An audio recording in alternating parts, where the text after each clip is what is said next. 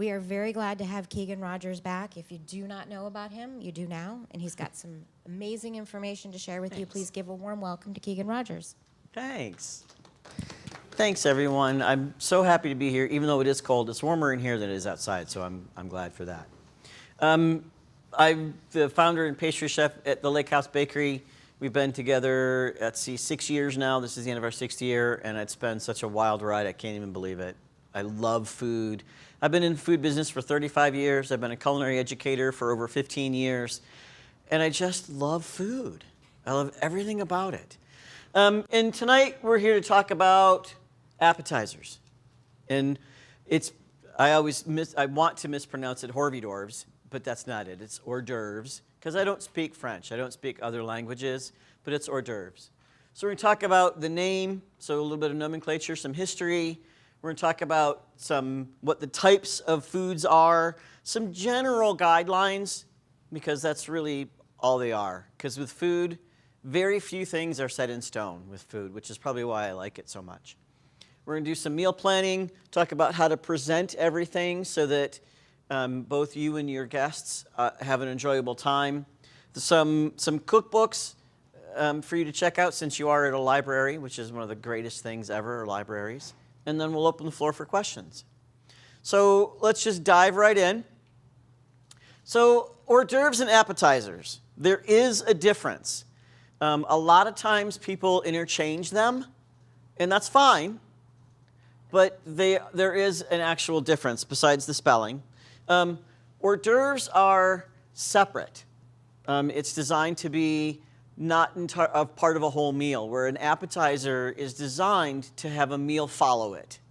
So you generally, when you go to let's say to a friend's house, I'm not going to use restaurants as an example because appetizers at restaurants don't really count anymore. They're so large and they don't generally flow with the rest of the meal. But that's the idea with an appetizer, is it's part of the rest of the meal. So a 7-course meal or a 4-course meal, the appetizer is the first course. Whereas hors d'oeuvres can be served with a meal afterwards, but don't have to be. And technically, I suppose, appetizers don't have to have a meal after it, but that was how it was designed, was that it was hors d'oeuvres are separate, different, not part of a whole meal, and appetizers are part of a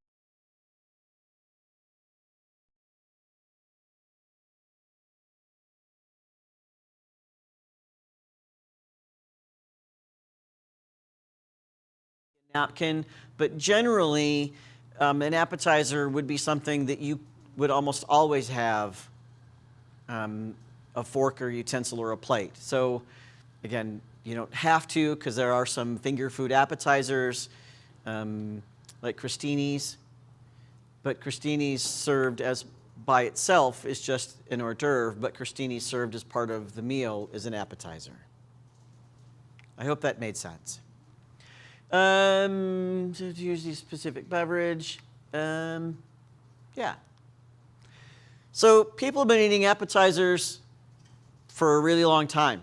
Early 1900s, England, when formal meals came out of the royalty, because before then it was really more of a very wealthy, very affluent people's deal.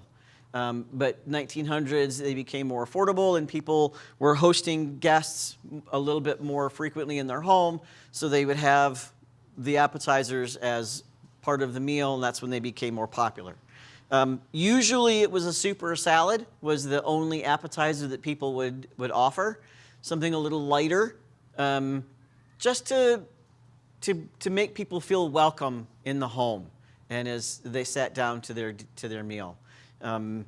That was the point. The 1918 Fanny Farmer Cookbook was the first time that appetizers were given its own category in a cookbook. Because cookbooks have been around forever. I can't remember which branch of the U of M library actually has historical cookbooks. And if you ever get the chance, it's pretty amazing to go look at some of those. But 1918 was the first one that had a section for canapes.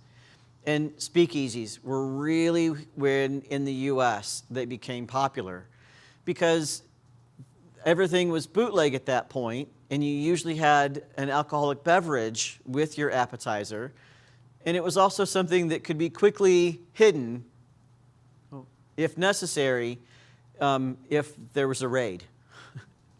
So if you're having your bathtub gin in your canapes, you could hide that much more easy than you could a whole meal. So appetizers really became popular then. So hors d'oeuvres, it's a French term. Again, I don't speak French. It translates as out of work. And I was like an out of work actor? Or like, what do you mean out of work? And it means separate from the meal, is really how it's become known. So that it's, because usually when you're working on the meal as a cook, you're working on a specific dish. The appetizer, the entree, the fish dish. But the hors d'oeuvres became separate, and that's why it's out of work. There are hors d'oeuvres in cultures around the globe. Italy has the antipasto. Russians, I'm not even going to try to pronounce that word. I can't speak Russian, let alone French. Spain and Portugal have tapas bars. Middle Eastern cuisines have all kinds of really great hors d'oeuvres. And just looking at that picture makes me hungry. I probably should have eaten before I came. Most of the time, hors d'oeuvres are about a specific food. So like deviled eggs, or fruit cheeses, like a charcuterie board. So it could be a wide variety of things. It could be one focal point. So depending on the theme of the dinner party, it could be anything. Typically, and this is why hors d'oeuvres and appetizers get confused, is as long as it's a small portion of whatever, it could be considered an hors d'oeuvre. If it's a little bit larger portion of whatever and you have an entree after it, it's an appetizer. So they do get connected and are interchangeable. So there are specific types of appetizers, and we'll get into the hors d'oeuvres in a second. Again, typically soup, salad, canapes. Now, meats, and I'll go into each one of these in a second. Force meats, cured meats, and terrines. And you're like, what the heck is a force meat? And I'll tell you in a minute. So soups could be a cold soup. It could be a nice warm soup. Typically, it's not going to be something heavy like stew or chili. It's going to be something a little bit lighter, like a bisque. Nothing as heavy like a chicken noodle soup. That's still a bit too heavy. Something typically like cream of tomato or tomato bisque or cream of broccoli. Something very like a single flavor origin, not something very heavy or complex. That would be more of an entree soup. The appetizer soup would be generally 4 to 6 ounces. 6 is a bit much, honestly, for an appetizer, so fairly small portion. Generally going to be cream-based, a miso soup sometimes, although that, clear. That would be an appetizer. Salads, very small salads. And those are typically going to be mixed greens, seasonal. If you happen to know a local farmer that has greenhouses and are still growing greens right now, you can find some really great greens. Microgreens are awesome, but it's a very small salad. Sometimes it has fruit. Generally, it won't have a protein on it if it's an appetizer salad. It's generally going to be much lighter. Sometimes the dressing will already be tossed in there, so you don't have to add your own. Typically a vinaigrette, something very light, so that it's, again, not weighing you down for the rest of the meal and filling you up. So again, 2 to maybe 4 ounces on size on that, so it's not too terribly much. And canapes. Crostini is a canape, so you see the toast with a spread of some sort with some salmon, smoked salmon, probably cold smoked salmon. Something small, finger food, you don't need anything else with it. just something you can pick up and eat. Generally, again, if there is a meat or a protein on it, it's not going to be a heavy beef.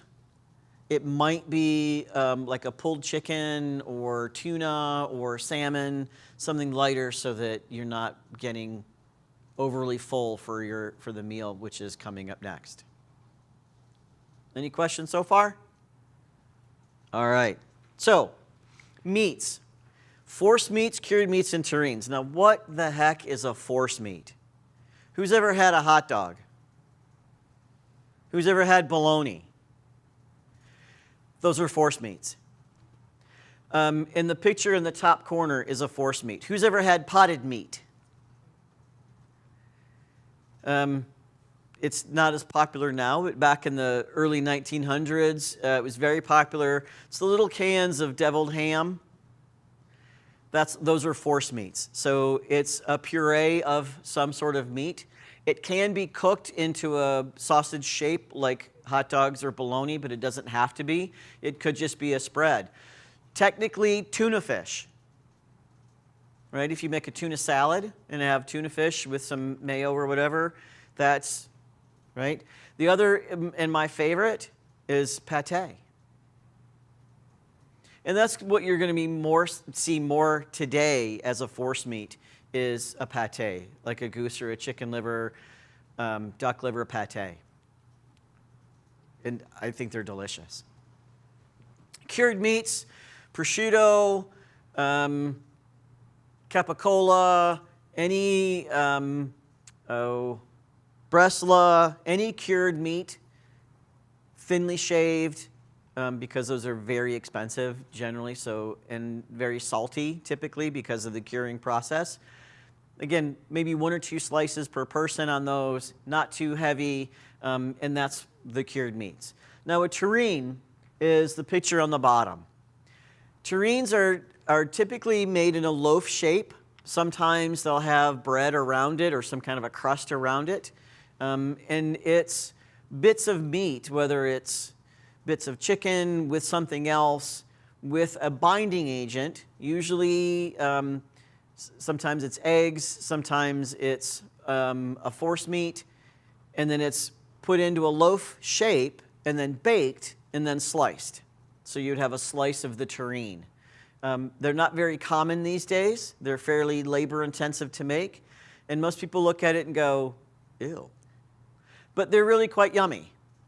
And they could be, you can see, I'm assuming that one's chicken, maybe with some pate around it, but it looks like corn with some cilantro, maybe some red pepper. So, and again, they're fairly labor-intensive, but that would also be a really appropriate appetizer. Any questions on force meats or meats in general?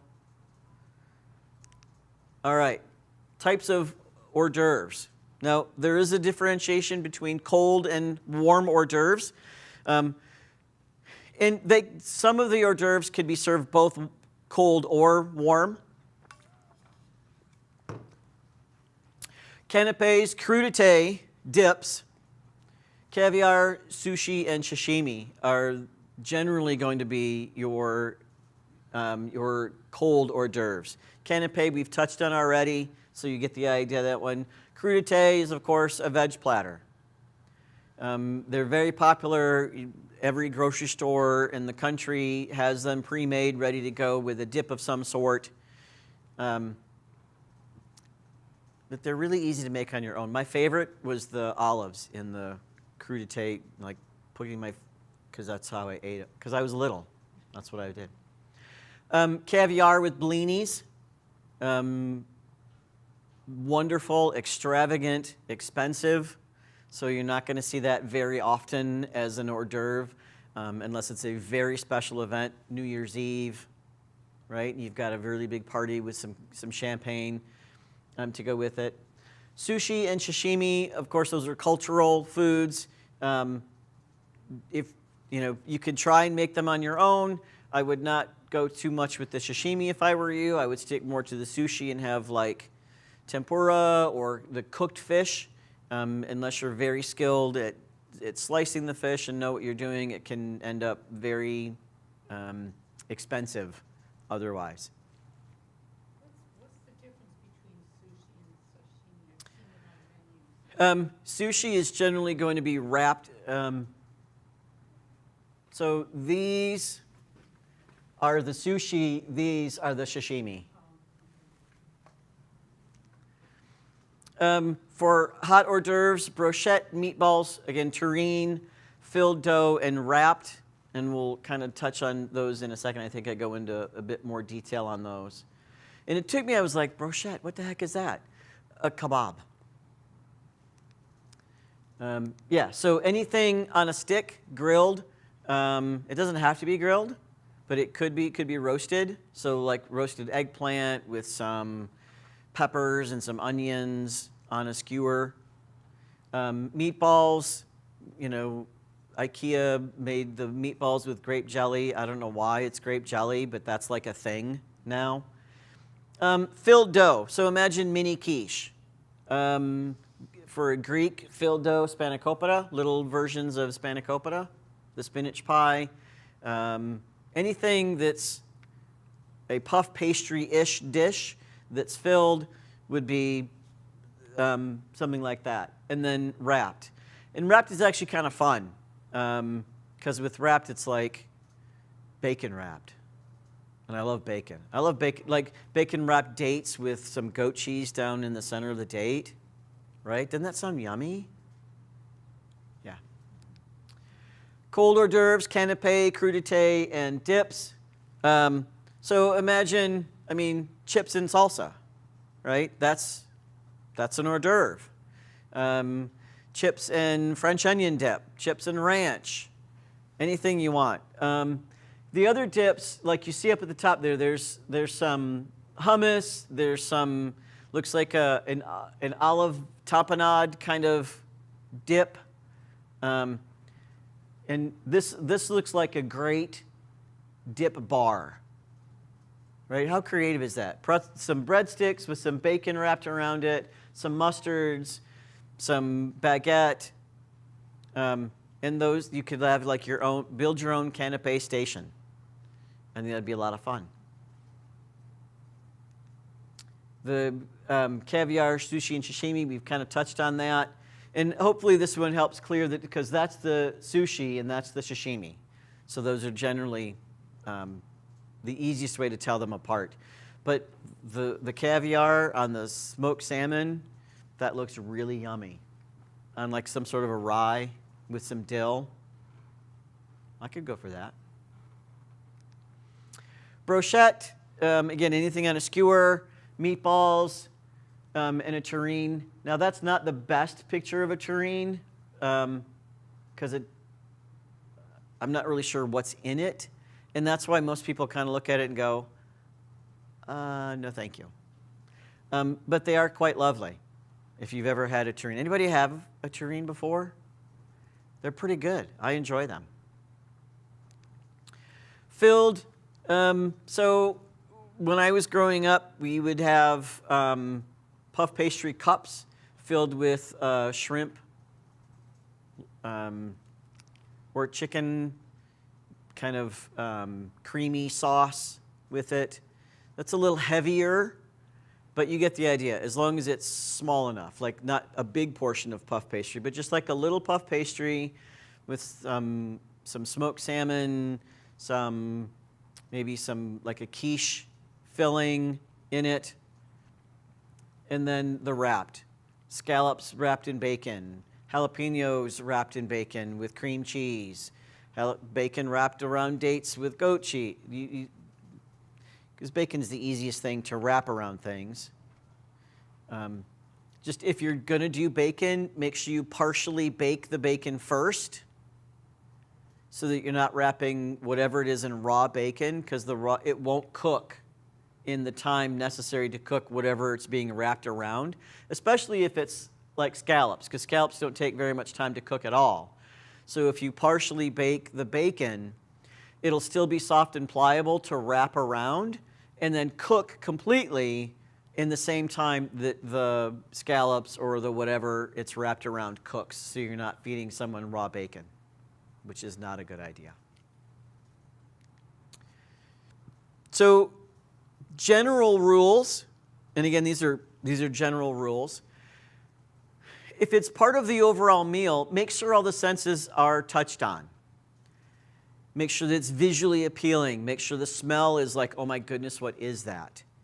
Right? Make sure that that your taste buds are tantalized by it, and make sure that it complements the entree if it's the appetizer. So if your appetizer is, say, the IKEA meatballs with grape jelly, you wouldn't then necessarily have chili as your entree. Right? They don't complement each other. If you have the meatballs with grape jelly, then perhaps having something salmon or something a little heavier to match. My brain went to peanut butter and jelly, but that wouldn't be very good either. Yeah? What is that in the lower right-hand corner that looks like it's yellow in the center and purple on the outside? Those are carrots. Oh, okay. Yeah, that's carrots and cucumbers. That round thing with the yellow on this, I can see the carrots are orange. Yeah, so these are carrots. So these are carrots, these are carrots. It's an heirloom carrot, and then these are cucumbers. Yeah. Yep. If it's a buffet, 2 to 3 different types, again, that complement the entree. So you don't want to overly, fill them up with the appetizers. If it's a cocktail party only, typically 5 to 7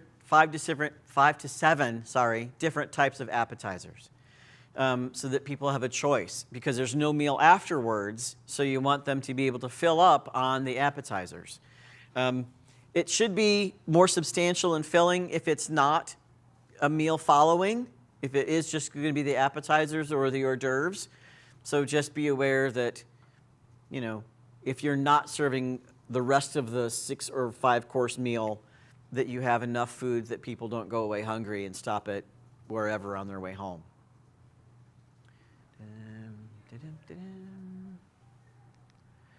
Calculate, when you're planning your meal, think about 2 pieces per person of the hors d'oeuvres or the entrees if the meal is being served. Because again, you don't want them to snarf down 6 or 7 different bits of whatever and then not be engaged for the meal. So, and for these, we're talking 4 to 5 ounces at most. So very small bits, nothing too large, nothing that would require them to have a knife and a fork, maybe just a fork. Or in the case of the meatballs, a toothpick, or something small so that they don't have to sit necessarily to enjoy it if it's an hors d'oeuvre. If it's an appetizer and it's part of the meal, then they're already sitting at the table as part of the meal, and would have those available. For a cocktail party that it's just those, something along those lines, a beautiful display. And again, it should all be finger foods and should complement one another. Let's pick a theme, like Mediterranean or Spanish or Italian, and have the dishes variations on those cuisines so that they're getting a similar theme all the way throughout. Unless, of course, the theme you've chosen is international, and then you could have whatever you want, because that's the theme. Does that make sense? All right. So balance flavors, textures, richness, colors. Everyone says eat the rainbow, right? Which is true. You want to do that because it's really visually appealing as well. People like to see bright, pretty colors. Very richness. If you've got 1 or 2 things that are very heavy, very creamy, you're going to want a couple, maybe 3 or 4 more things that aren't as heavy, so that when they have this, they go, oh my gosh, that was so good, I can't take another bite, but then they go to something else that's also potentially a palate cleanser to prepare them for something else, so that they're not laden down with a bunch of really heavy cream, beef, thick, heavy things, so that it's a little bit easier for them to still continue to enjoy themselves and carry on conversations. Temperature should also be a consideration. And I mean temperature in terms of hot and cold, as well as spiciness. So if you've got a couple of things that are like some really spicy kimchi, you're going to want some things that are very cool to offset that, so that they're not walking out of there with their tongue on fire. So that's what I mean by temperatures, both of those. Try not to repeat the same flavor. So if you've got something with cardamom as an appetizer, you would avoid cardamom in the main meal, unless it's part of like a curry that the cardamom enhances the curry, where the curry is the showcase and not the cardamom. The cardamom wants to be just a supporting actor and get you ready for the big curry. Take into account cultural and dietary restrictions. Check with your guests and see if there's any food allergies. Of course, you want to make sure that you're not hitting any of the major 9. There are 9 food allergies now. Everyone familiar with the 9? Gluten, eggs, dairy, shellfish, fish, sesame, nuts, tree nuts, soy. I think I hit them all. Yeah, sesame was added this year as a major allergen. But take into account kosher, halal, any food allergens. And then now that we're in the holiday season, make the season the theme. Have like Yalda is a holiday coming up soon. That's a phenomenal meal, so make that your theme. Or Hanukkah, or in July, make it 4th of July and have a barbecue with all the things that go with it. When you're presenting and have everything ready to go, people really do eat with their eyes. There's been study after study after study that proves that when someone sees something visually appealing, their mouth starts to salivate. And even if something smells phenomenal but doesn't look good, chances are they're not going to go for it. But if it looks good and smells good, they're going to go for it. And that's the beginning of when people start the enjoyment, is looking at it, which again is why I think terrines aren't as popular now, because they just look funky. People aren't familiar with them anymore. So make it visually appealing.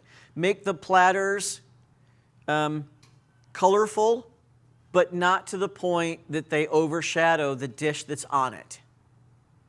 Right? Because you want the dish that's on it to be the showcase. You want that to be what people see, not this really cool platter. Which I've never understood at Thanksgiving, when my aunt always brought out this ginormous platter that was made shaped like a turkey to put the turkey on, because the platter looked better than the turkey. Anyway. Baskets can be used if you're setting things up on like an array of tables. Get different heights so that people can look across the table and see everything in one view and not have to kind of hunt and look for it. Baskets are a good way to do that. Make sure that you line the basket with something so that it's still food safe. And then garnishes. Now, I'm of 2 minds in garnishes, to be honest. If it's a garnish that serves no purpose, don't put it on there. If it's a garnish that enhances whatever the dish is, of course, yes, put it on there. But if you're just putting a sprig of parsley on the plate because it's green and it looks pretty, but there's nothing that the parsley complements, don't do it. And fortunately, restaurants have gotten away from that these days. They don't just throw parsley on plates all the time anymore. Yeah? Well, you did say that people eat with their eyes first, obviously. But so if it adds enough pizzazz to the dish that makes it look more appetizing, is that then? Instead of using something that doesn't go with the dish, find something that does go with the dish to do the same thing. So maybe parsley doesn't go with the dish, but maybe it's a Mexican dish and throw some cilantro instead. It's still green. It still will enhance the platter and make it look pretty, but actually connects and combines with what's being served. And that's what I mean by that. I appreciate you helping me clarify it. Thank you. Fresh herbs, fresh fruits, flowers if they're edible. There are edible flowers. Greenery if it's edible. And again, it goes with it. Don't just throw a sprig of rosemary on something, because you're not going to eat a sprig of rosemary. Nobody will. They can't, right? But if you have the rosemary and you smoke it and you use it and you have like a bundle of rosemary and you use it to brush the sauce on something, sure, that makes sense. That goes with it. So let's say you've got a dipping sauce that you want to brush on the meatballs. Okay, then it makes sense and it's part of it. It's enhancing what's happening. It's not just there for looks. And I love using food containers as vessels. You know, and the picture of a pumpkin is perfect. You know, sourdough bread bowls. When I worked at Zender's up in Frankenmuth, from the month of December, I don't know that they still do this, but they used to sell a duck. A loaf of bread shaped like a duck. And the idea was that you hollowed out the back of the duck and put your dip in that. That's kind of fun and festive, right? I'm not sure why it was a duck. I don't know if it's just the mold they had or if there was some specific significance to it.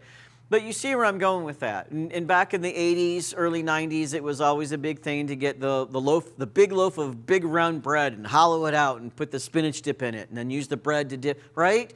So you see where I'm going with that. So using food vessels as a way to display is also really helpful and a way to enhance it, because then at the end of it, you can also just eat that bread bowl. But you wouldn't use a sourdough bread bowl to serve the appetizer in. That's too heavy, that's too much.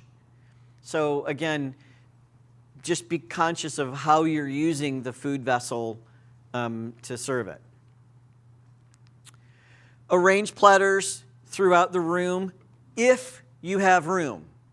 Like if we're having, let's say Aaron invited us all over for a cocktail party here in this room, I would not just line the tables up against the wall. I'd have a table here and a table there and one over here and one over there, so that we as guests could mingle around, talk to each other, carrying our single plate with our finger food, because it's hors d'oeuvres or appetizers and they're small enough to do that with, so that you can enjoy each other and the food at the same time. If it's a smaller space, and all you've got room for is a 6-foot table, then yeah, put everything on the same table. And again, that's where height will come in to help you really enhance the display and what you're serving. You want to think about traffic flow. I mean, we all hate traffic in downtown Ann Arbor. It's terrible, especially when they're doing construction. So you as a person driving don't like it. You as a person walking don't either. So having things spread far enough apart, again, if there's room, is helpful. And make sure that you have a separate area just for beverages. And it's not part of the food. Beverages are their own thing.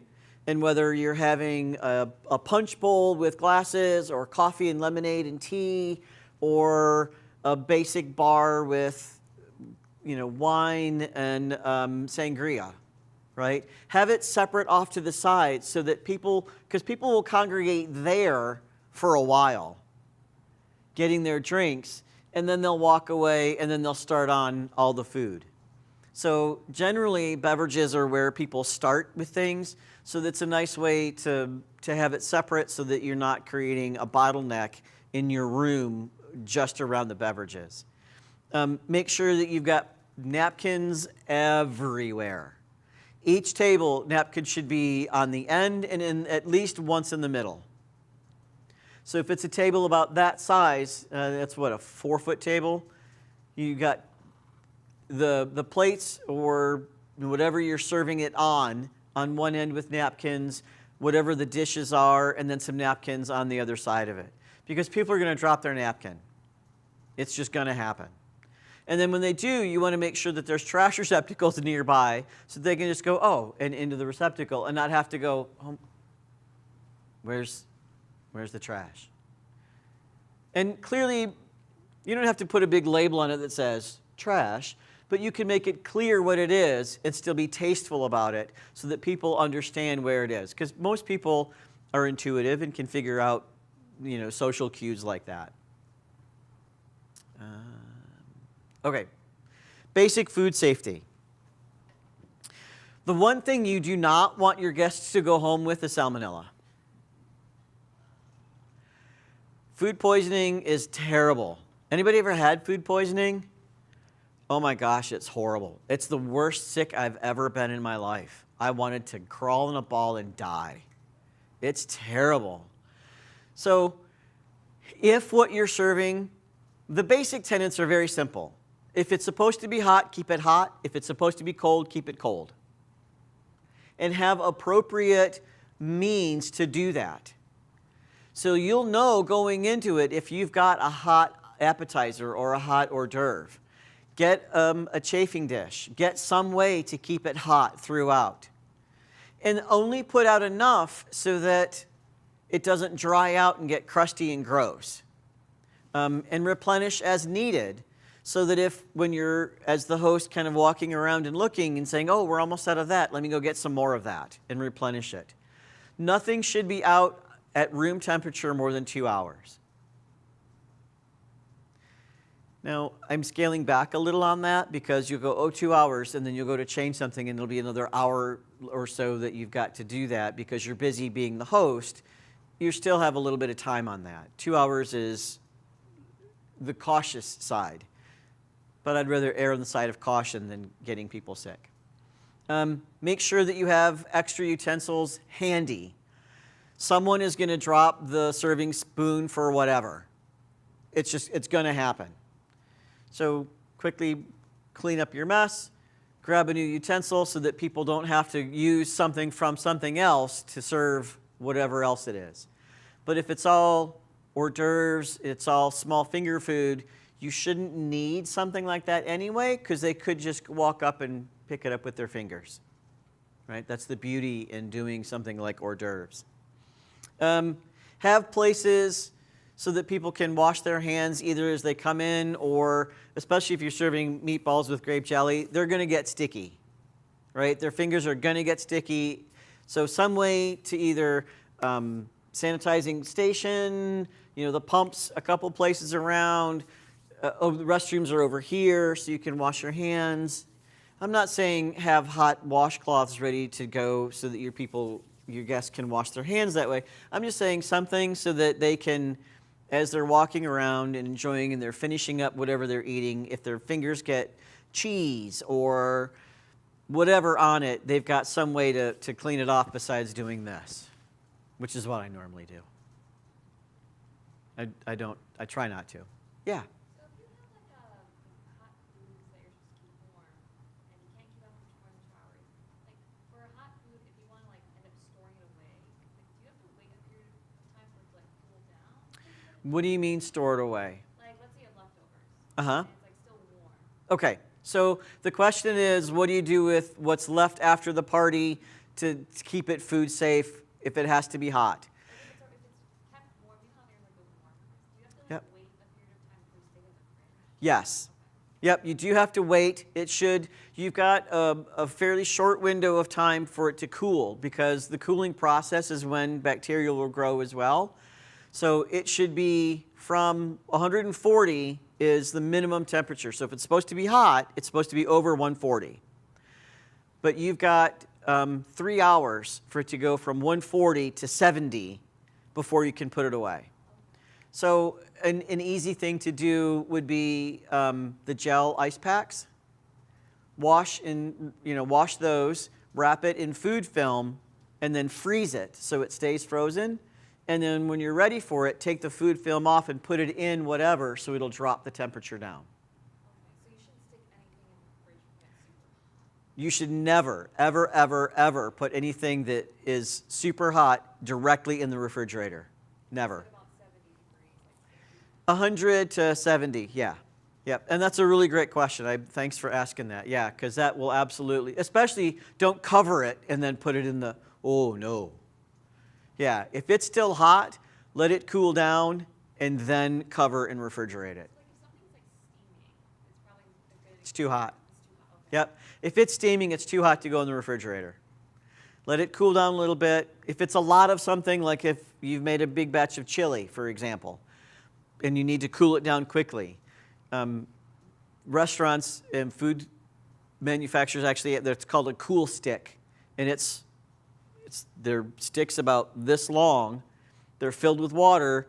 They wash them, they wrap them in food film, and they freeze them so that when they stick it in, it's solid. They take the food film off so it's still clean and sanitized, so they're not putting something dirty in the food, and they right down in it to keep it cool, so it's cooling from the inside out as well as the outside in to drop the temperature fast. Yep. What do you mean by food film?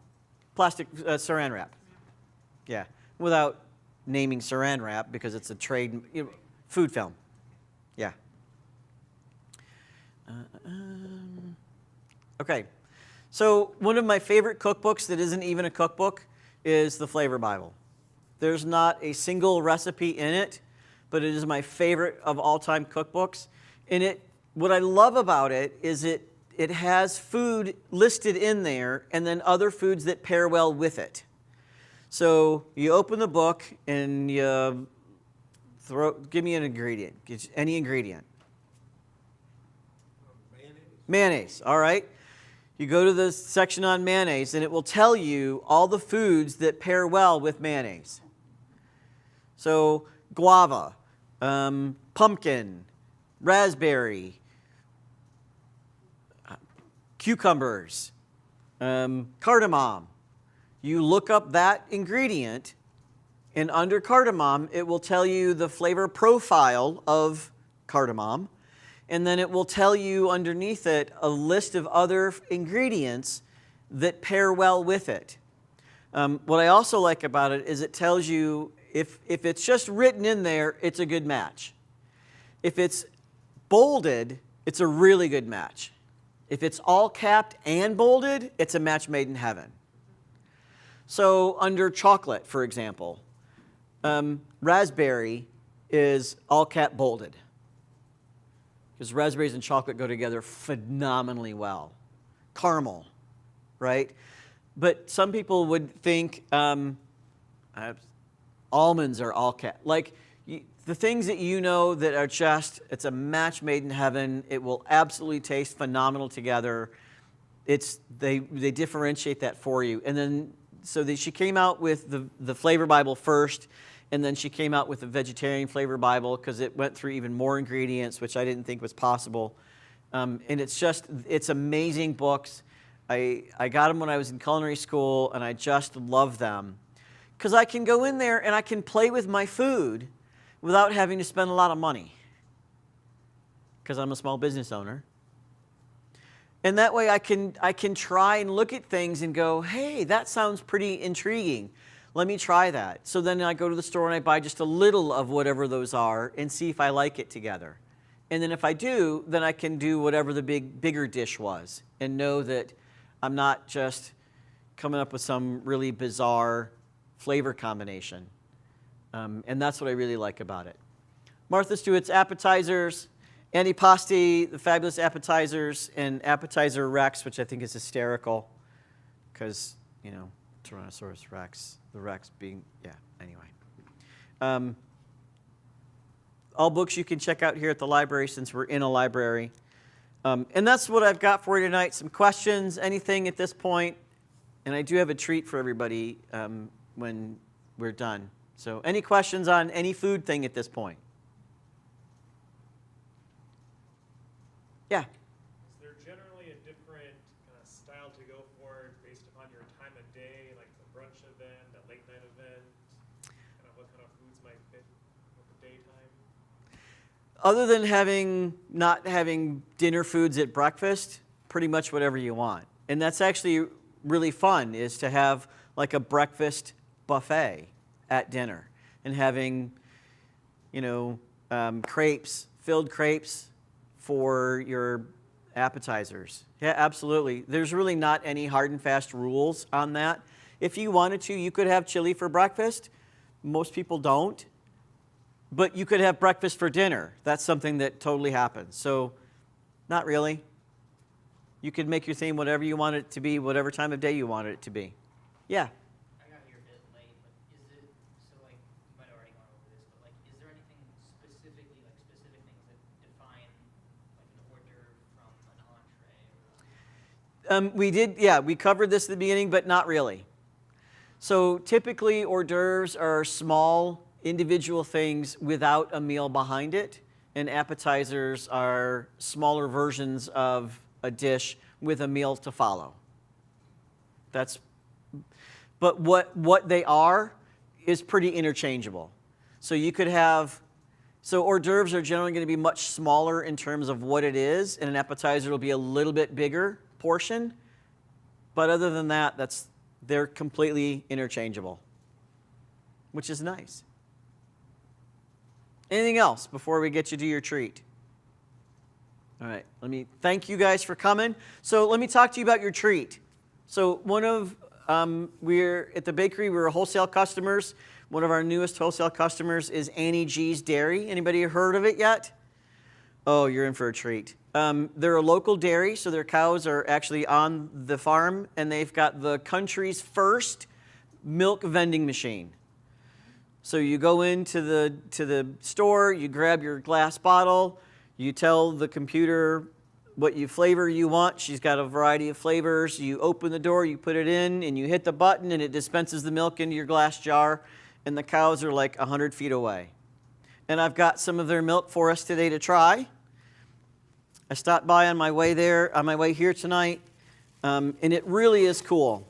Not just because it's milk, but so I've got whoever would like to come try some milk. We've got some fresh, and I mean fresh, whole milk. Theirs is not, it's not homogenized. So that means it'll generally have a bit more cream or creamy texture. And I've got some information on the dairy. And I just think it's the coolest thing. I've never seen a milk vending machine before. So like when you go to the movies and you pick your beverage and you hit the button, it's the same thing, but it's milk. Where is it? It's on Pleasant Lake Road, just west of Zeeb.